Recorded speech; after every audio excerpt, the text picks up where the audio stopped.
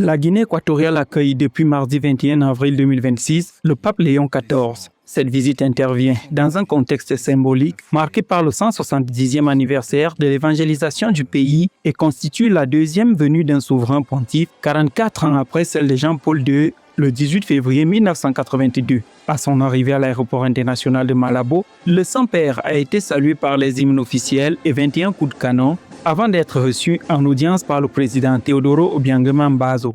Devant un parterre de personnalités et de membres du corps diplomatique, le président Teodoro Obiang Mbazo et le pape Léon XIV ont partagé leur vision du rôle conjoint de l'État et de l'Église catholique dans la promotion de la paix à l'échelle mondiale.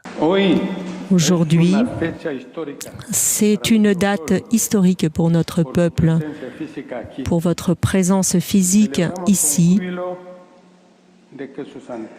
Et nous espérons que nous sommes très joyeux que Sa Sainteté ait choisi notre pays pour poser le pied sur ce sol, comme l'avait fait Saint Jean-Paul II.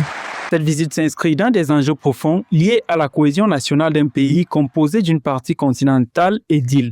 Avec près de 75% de la population catholique, l'Église constitue un acteur central de la vie sociale et culturelle, structurée en 5 diocèses, Malabo, Bata et Bébiine, Mongomo et Evinayo.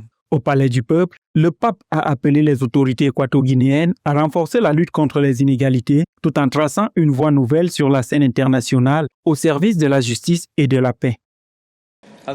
Comme j'ai eu l'occasion de le souligner, en comparant notre époque à celle où le pape Léon XIII a promulgué la Rerum Novarum, aujourd'hui, l'exclusion est le nouveau visage de l'injustice sociale.